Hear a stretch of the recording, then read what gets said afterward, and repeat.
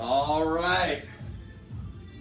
Good day, everyone. Today, Justin Anna's here, the Alpha. I don't care what David does. It don't change that. And the Princess, Cotton Myrick. Coming to you today to talk about a couple of really important things. Cotton is so passionate about this, she could not wait to go post-run, like long-ass run, and hop on a video here and share with us. I'm going to bring this closer because it just does not show enough Cotton. There you go. All right. So, Cotton, we just did, what just happened today? What happened today? Got up early, got to the gym early, ran for 45 minutes straight. That's it. Got up early, got to the gym early, and we just ran for 45 minutes. What was your goal? Wait. Yeah, what was your goal? For the run? Yeah, would you have something in mind? Yeah, to not stop running To not stop running. and try to keep under 9-minute pace. We ran for 45 minutes. I suppose it's max effort is what we're supposed to do, but at that time domain, like what the hell is max effort? So, but you had a goal. No stop. And sub 9 minute. We've seen games athletes stop and walk. You know, they still win the game sometimes, but we see that happen. And now when they are running, they're running at 7:30, and then they get to walk for a minute, and they still don't have a 9. I had a similar goal, and mine was don't stop, find a pace that I know that I can do for an indefinite period of time, meaning if we had an unspecified time or an unspecified distance and that we were just going to be stopped at some point that we didn't know, my goal was to find that pace, and I found it. Apparently it's 10-minute miles. But if I amateurized out what I did, I would have been at a this is going to sound terrible, but a sub-hour 10K. My goal was don't stop, PR on just straight running, but your goal took intentionality that started when? When did you start? When did this workout make it to your radar? Not your goal. When I first looked at it? Yeah, when did you first see this workout? I think yesterday I looked at it. Wednesday was the discussion. Oh, It was Wednesday. Are you sure? I'm fairly certain that the discussion was Wednesday. Oh yeah, it was Wednesday That it night, came I up, think. and then it was like, hey, what did we do last time? Yeah. And this, that, and the other. And the last time they did something, was a 30-minute time trial. Mm-hmm. So, but your goal could not happen would not have happened at least the same level had you not gotten real specific about what you were going to do when. When did today actually start happening? It's sometime between Wednesday and today. Yeah. When was it? Probably yesterday. I just glanced at it, and then I think I looked up my 30-minute time. Tell them. You have such a pretty face. Tell the I plan. don't. It's all red. Your shirt is red. I think I looked up the last time we did it. I didn't know if we had done a 30 or a 45. And I did a 30-minute, and I ran like a 10-minute pace, I think. 9:59. Yeah. So it was considerably better. Yeah. So she ran further, for longer, faster. Yeah. Flex that thing. Let me see that horseshoe. That's what I'm talking about. Okay. So it's like, now, the goal for this though started happening when you said, "Hey, you messaged me yesterday and said, hey, you want to do this run with me? You want to get to the gym at 8:45 and then do running? And then I was like, no, I don't. But that's code for yes, I will for you. And I need to do it, and so we have this accountability thing where we're not going to really let each other off the hook. It doesn't. Hey, how disappointed are you in my result? But I'm confused. Disappointed. I'm confused because mine was sub 10 minute. Yeah. You're not disappointed in me? I'm confused though. We do CrossFit. We are pissed when somebody doesn't give their all. By the way, do you think that I gave my all in a 10-minute mile for 4.54 miles? Did you give your all in this? Yeah. Lies. But that's not true.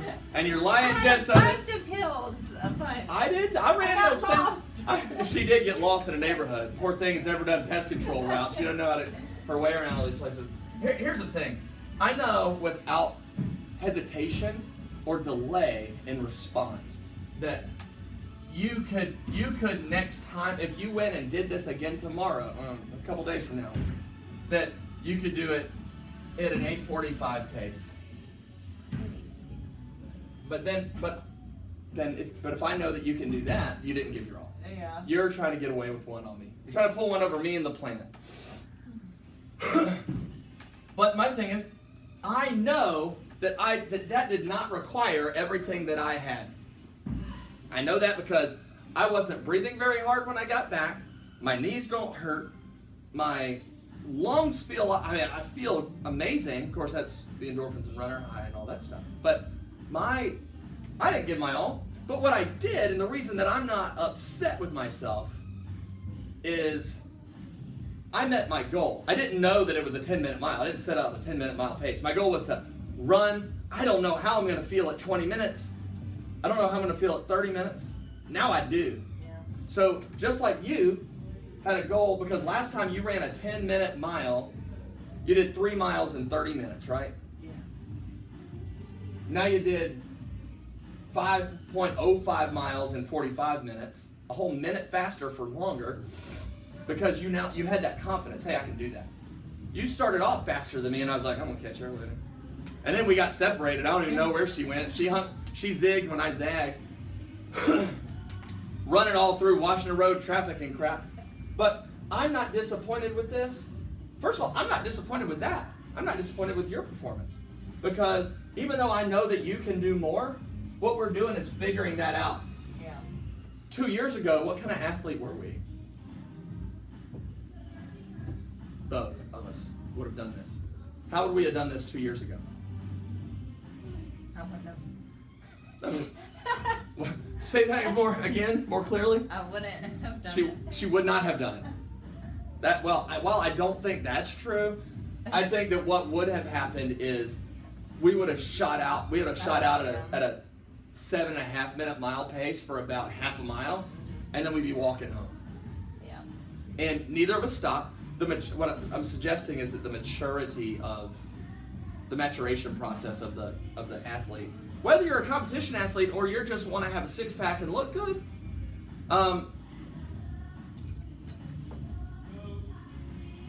there's going to be a maturation process where, I do no curls. I don't have the best biceps in the game, but I do no curls. That biceps are not my goal. Accomplishing things like this is my goal. I want big biceps. Figuring out, hey, buddy, David! come in. You have big biceps. You Come look. be our guests. You're the most non-globo person we have. I want big biceps. Look who's here. Look who's dropping in. Hi. I like biceps. So, close that door. You can hop in. Welcome James Epps to the table. So, Jamie, catch you up. Okay. We did a 45-minute run. How's that? It was actually really good. Yep. Because she hit her goal, I hit my goal. The outcome was not fantastic, but what we're talking about is kind of one of the things we talked about on our video, that like the goal should not be every day to blow out our central nervous system and to win the day. In fact, I could make a case for that. I'm gonna put David out there. Poor guy is gonna give me a bunch of crap because I'm having dinner at his house tonight, so this is not gonna go well. You're not But getting a clean eat. I'm not getting the Arnold rap that I wanted. I can make a really solid case for that David's workout today, no, maybe not today, but if he comes in here and just wrecks himself for 20 minutes, did not accomplish the best goal he could have, which could have maybe been that today is the day I could get stronger in these movements. Again, really simple movements, long burner, it's a distance thing where we're going to do box jump overs. I would rather David have a crappy time and figure out how to do box jump overs without pain. Right. Like, he goes too fast. Here's a story. Quick story for you. This is what David's quads look like. And this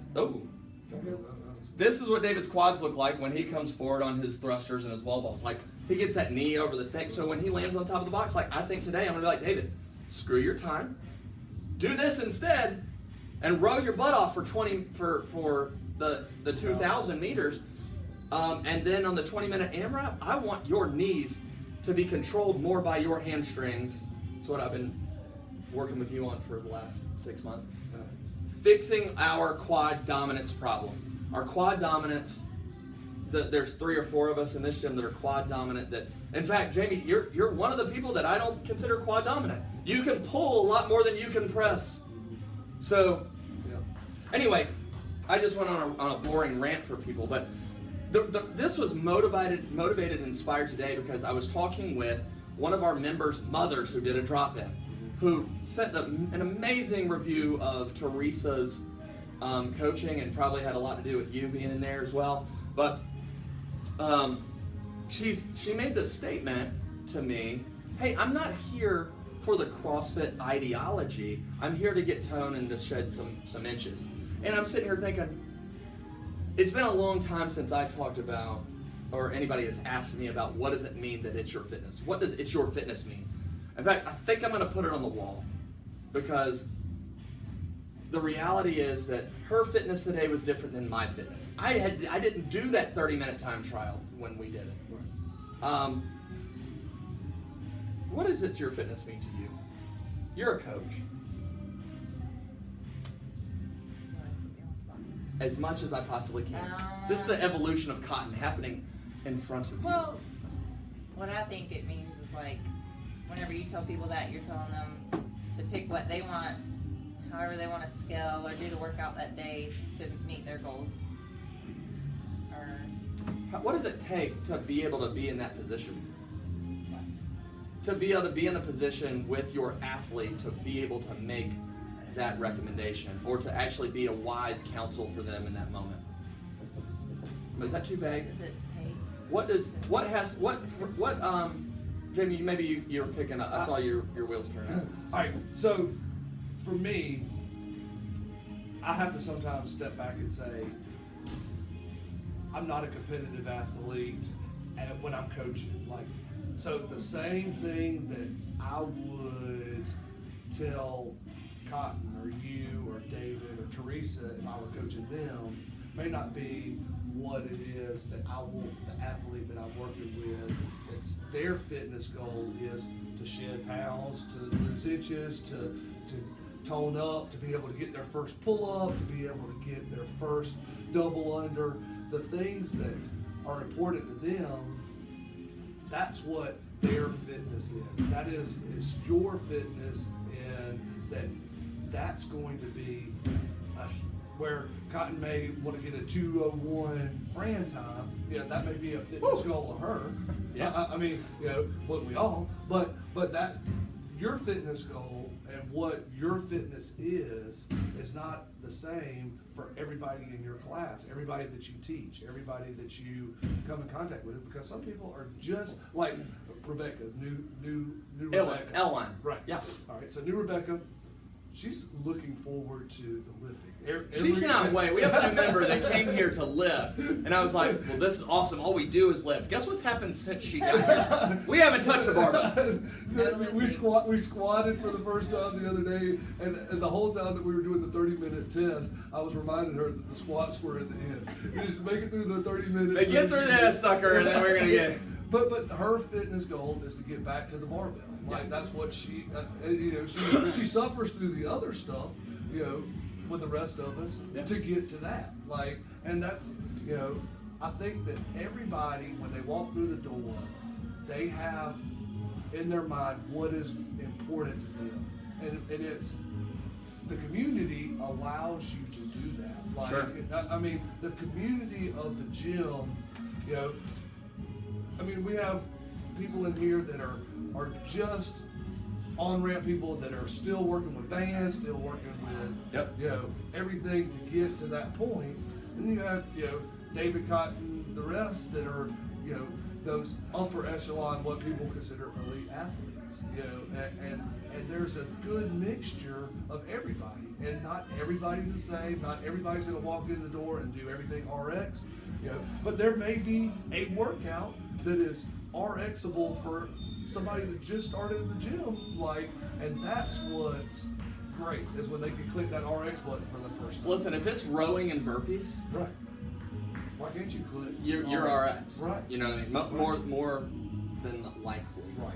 I mean, there's modifications we do for things, but yeah, that you bring up a good point. There is the coach has to be in tune with the athlete in order to push them the direction that they really want to go. Yeah. So it's that's where, really, if we our job as coaches, to me, has always been, I put it up here, of course, is to entertain, educate, and kindle. I changed it to enkindle so that it's all ease. I like it. So, but I view what we do as more personal training than it is small group coaching. There is a time and a place for rah, rah, rah, go Jamie, go. Right. There's a place for also, Jamie, pick up that stupid bar and do a freaking chest bar.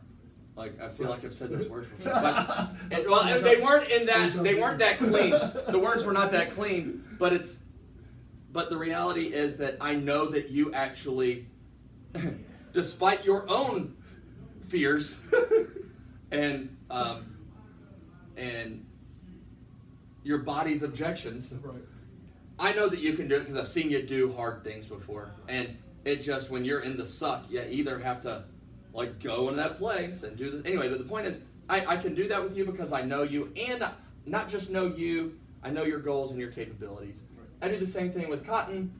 I have messed up with her as her coach for a long time, until one day I made her mad, and her getting mad made me so mad, I just made her madder by yelling louder at do the thing, do the thing, do the thing. Right. But again, maturation process of the athlete, we have a maturation process of the coach that I realized that instead of yelling at her doing handstand walks, which she was having a miserable time with in Charleston one day, she came back and made it where she's like, that shit's never happening again. And so she worked on it and worked on it and worked on it. But there was no amount of yelling at her that was going to get that skill to happen. That day. Right. So I went through a development process with her, which hey, we're going to move the needle in some other ways. But for those people who are wondering this very thing, what is our CrossFit ideology here at CrossFit Growl and at Greenbrier Fitness, it is that it's your fitness. And if Cotton needs to know my fitness, and she needs to know Sydney's and Spencer's fitness. And here's the other thing. That's why we started boot camp, and believe it or not, one of the things we also started is an at-home program that we just developed that was tracked through the same software that we use here, right. So that for people that come here and experience what we experience, this might not be what they want. Right. So we've got other hours that the gym is not being utilized, so let's utilize it. That's where we went with the boot camp concept. And then the other piece is there's people that would love to do what we do. We gave them a great experience through some kind of trial or experimental phase or on ramping what they could do here, but it was just like it was a real stretch for them to get here. They try other gyms, but that stuff is not for them, and they like us and they like what we do here. So we have programs they can follow from their fitness center, their apartment, or. I had a couple of things. Jamie, don't let us hold you up, by the way. If you need. I was just coming to grab our stuff because we are going out tomorrow. Where are y'all going? Charleston. Oh, Yeah. fun. So we'll be there from Saturday until Wednesday, and I'm going to drag Teresa Lee into a gym somewhere there and make her work out Saturday through Wednesday. through Wednesday. We'll do that. I need to write that down for scheduling purposes. It's on there. I think it's on Good. All right. All right. So, hey, see you, James. See ya. Thanks for stopping in. there. Bye. Enjoy yourselves. Will do. It's your fitness. Yep. It's not my fitness because my fitness sucks. So the number one question to ask is, for today's workout, like if we're intentional about it. Now you don't have to be so intentional that you call your workout buddy and be like, hey, if I don't do this, then I'm not. If I have to do this alone, I'm never going to do it.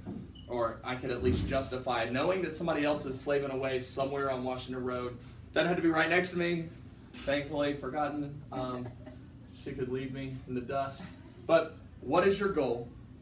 Man, I have a major revelation recently. It's a comment. I'm saving a complete video topic for David. But then we are. But what is your goal? And you know what? Cotton, how goal oriented were you in the last year about making it to regionals this year? Daily. Let me rephrase this question. Every single day that you woke up, you did everything in your power until you went to sleep to get there, right? No? No. Where'd you finish in the Open? 91st. 91st. Must be nice to work about half of your capacity for a year and be in the top 100. I mean that with all the love that I can. Sounds very loving. That sounded loving? I heard love in there somewhere. I'll be honest with you. I really didn't think it was very important to you to make it this year. And I also didn't know if it was possible. I didn't. I didn't know if it was a possibility. There are so many fast females in your division. They're just fast. They're like super fast. And here's the thing, their strength has kind of not caught up to your level, but like the gap that they had in strength is not. But you still got 91st.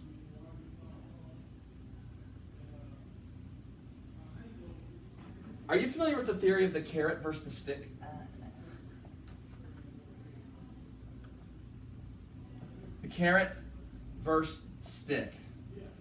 The idea here is that the donkey or the mule that plows the field, you can either stand behind the donkey and beat him with a stick every time he slows down, or you can dangle a carrot over his face and he will always be going forward after the carrot.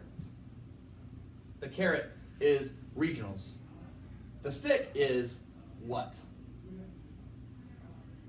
If I don't make regionals, what happens? I'm disappointed. By the way, let me just tell you, disappointment. Disappointment, Cotton, would be you, Cotton, being like, you might be disappointed in yourself, but that's like you can deal with being disappointed with yourself because you've been disappointing yourself for your whole life. In some small, and not her, this is something we all do. Like, I disappoint myself, and guess what? It actually doesn't affect David that much. Or it doesn't, and Elise is not actually disappointed. Here's the thing. I'm not disappointed in your 9-minute mile, but you didn't give it all. You're not disappointed in my 10-minute mile, and you know I got more left in the tank. Let's take disappointment to the next level. When would I be disappointed in you? Is there a level at which I would be disappointed? I gave up. Sure. If you gave up. But can I ask you, by the way, I'm not disappointed in you, and I don't think that you gave up, but did you give up in some way, shape, form, or fashion between Wodapalooza last year and this year? And you were 91st. At one point, you were like 47th in this Open. After the lift from Through 18.2. 3? 18.3. Through 18.3, Cotton was top 40. 50. And she didn't try for a year.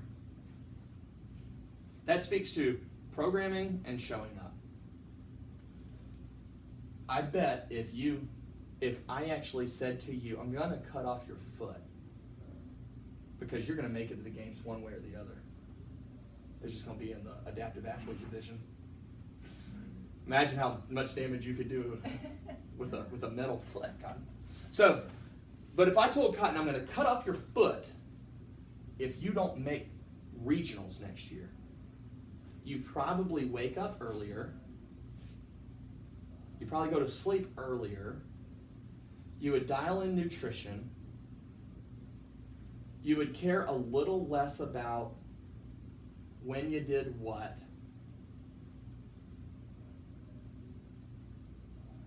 Your life would look different if you were ready to burn the entire boat, because when I pull up on this shore, there is no looking back. By the way, this is Cotton's fitness we're talking about. We're not talking about anybody else. We're talking about Cotton's fitness.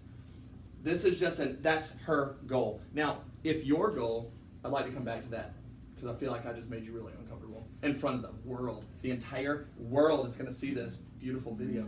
But if your fitness is that I'm going to pull up my boat on the beach of losing 10 pounds or 5 inches of this or toning up my arms or whatever the case is, I bet your lifestyle looks different a little bit. Or I would challenge that that's not the right goal.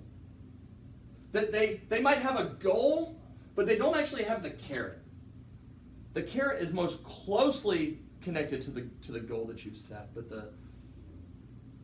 the carrot is really, what does it represent? Financial freedom. What does it represent? Like, financial freedom is like, hey, I'd like to not have to worry about bills and house payments and this, that, and the other. I'd like to be able to hire somebody to take care of my kids every now and then. I'd like to do this. I'd like to do that. But I would suggest that's like, the financial freedom is one lofty thing, but the carrot is, man, I really want to replace the batteries in my golf cart. For the athlete, for Dallas says, I really want to get dubs, butterfly pull-ups, and chest to bar while getting stronger. Like, she just wants, her goal is to be a better athlete. The carrot is the details and the benchmarks along the way. And then the stick is, what happened? What is the consequence of you not actually reaching that goal? So for the casual athlete, I'd say that their goal is probably good, but the casual athlete is not really monitoring their sleep, and they're not really taking their nutrition seriously, or they're unwilling to give up they work too close to Starbucks, and so twice a day they get a 700-calorie latte, which sounds pretty delicious right now. Why don't we go get a latte in a minute? But there's no stick. There's no consequence to not reaching the goal. And that's fine for the casual athlete who's willing to take a year to lose their 5 or 10 pounds. Because, by the way, if you just show up and you don't eat fast food, like 2 rules: show up, drink, well, maybe 3. Show up, drink water, sleep correctly, sleep appropriately or adequately. So that's, we're making it 4. We're going to 4. Don't eat fast food. Drink enough.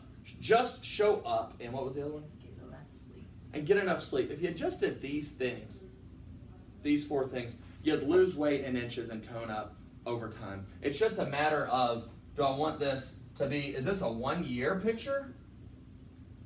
Or can I do this in 90 days? So Come in. that is, Or no. that's what it is. Hey, I gotta coach. Cotton's got to go coach. Yeah. Hey, Cotton.